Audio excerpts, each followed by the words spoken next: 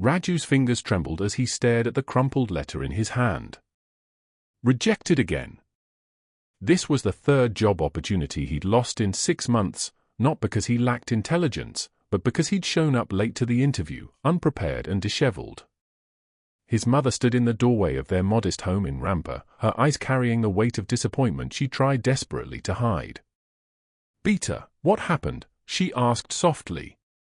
Raju couldn't meet her gaze. At 23, he was the village's biggest contradiction: brilliant mind, worthless habits. He spent his days in grand declarations: tomorrow I'll wake at dawn and study, or next week I'll start exercising. But tomorrow never came. His childhood friends had moved on. Sonu worked at the district office, Mohan ran a successful shop, even simple-minded Ramu had found steady work.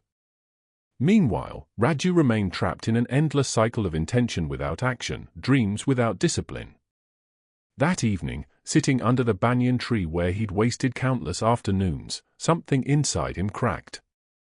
He was drowning in his own potential, suffocating under the weight of what he could have been. The next morning, desperation drove Raju to the village edge where Gopal Karka lived. The old army man was already awake at 5 a.m., doing push-ups in his courtyard with military precision. Raju watched, mesmerized. Here was a man with no obligations, no supervisor, yet he moved through his morning routine like it was sacred. "Karka," Raju called out, his voice breaking slightly. "How do you do it?" "Every single day." Gopal Karka paused, sweat glistening on his weathered face. He gestured for Raju to sit. "Beta, I wasn't always disciplined. After I left the army, I fell apart. Drank, slept all day, fought with my family. I was dying slowly." He leaned forward, his eyes intense. "Then one day, I realized something: motivation is a visitor, but habit is home. Motivation knocked on my door one morning and whispered, 'Change today.' I listened. But motivation left the next day. What saved me wasn't that first spark, it was the decision to show up anyway when motivation was gone." Raju felt those words pierce through his excuses. "But how do I start?" "Start so small you cannot fail," Gopal Karka said. "Tomorrow, just wake up when your alarm rings. Don't run, don't exercise, don't study. Just wake up. Can you do that?" Raju nodded slowly, the simplicity of it both comforting and terrifying. Day 1, the alarm screamed at 5 a.m. Raju's body begged for mercy, his mind flooded with justifications. "Just today. Sleep more. Tomorrow will be easier." But he remembered Gopal Karka's challenge. He swung his legs off the bed, splashed cold water on his face, and sat there awake. That was all. The next morning, he woke and added 5 minutes of walking. Then 10.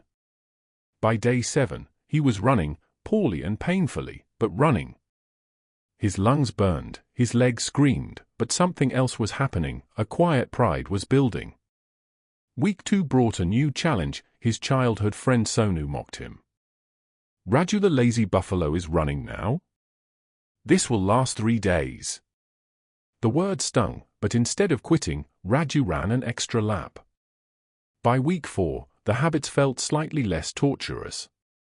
He added 30 minutes of daily reading and study. No one noticed. No one cheered. The village went about its business while Raju fought his silent war against himself. There were days he wanted to quit, when rain poured, when his body ached, when the books made no sense. But he'd made a promise to the man in the mirror, and breaking it felt worse than the discomfort of keeping it. Slowly, imperceptibly, the boy who never finished anything was becoming the man who always showed up. For months into his transformation, news exploded through Rampur: the district government was recruiting for positions with full benefits, security, and respect. The catch? A brutal 3-part selection, a 5-kilometer run, a written examination, and a final interview. The entire village buzzed with excitement. Sonu immediately signed up, confident and loud. "This job is mine," he declared. Raju quietly submitted his application, telling no one but his mother. The night before the exam, doubt clawed at him. What if a month wasn't enough? What if he failed again and confirmed everyone's suspicions that he was nothing but wasted potential? He walked to Gopal Karka's house. "I'm afraid," Raju admitted. The old man smiled. "Fear is proof you care. But remember, Beta, you're not competing against Sonu or anyone else. You're competing against the old Raju, the one from 4 months ago. Can today's Raju beat yesterday's? That's the only race that matters." The exam day arrived with merciless sunshine. 50 young men gathered, stretching, boasting, posturing. The whistle blew. Bodies exploded forward in a desperate sprint.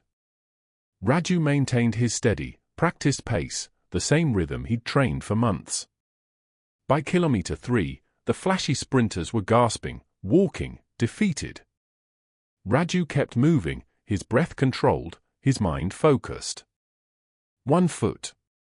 Then another. Just like every morning. He finished 8th, comfortably qualifying. The written exam came next. While others crammed desperately the night before, Raju felt calm. For months of daily study had built a foundation that last-minute panic couldn't create. His pen moved confidently across the answer sheet, retrieving knowledge he deposited carefully, day by day. 3 weeks later, the letter arrived. His mother saw the government seal and her hand shook as she handed it to him. "Congratulations. You have been selected." The words blurred as tears filled Raju's eyes. The village celebrated that night, music, sweets, congratulations flowing from every direction. But Raju found himself walking to Gopal Karka's house. The old man was reading by lamplight. "I did it, Karka," Raju whispered. Gopal Karka stood, embraced him firmly. "No, Beta. You didn't do it. You became it. You didn't win a job, you won yourself back. That's the real victory." Raju understood now. The job was just evidence. The real transformation had happened in those silent mornings when no one was watching, in those moments when quitting was easier than continuing, in those small decisions that compounded into a completely different life. Standing there, Raju realized the profound truth: he hadn't been lucky. He hadn't been blessed with sudden talent. He had simply planted seeds of discipline every day until they grew into a forest strong enough to shelter his dreams. The boy who couldn't wake up had become the man who couldn't be stopped. Your life tomorrow is being built by your habits today. Start small, stay consistent, and trust the process. Transformation isn't a moment, it's 1,000 small moments stitched together with discipline. And don't forget, like and subscribe for more stories. See you next time.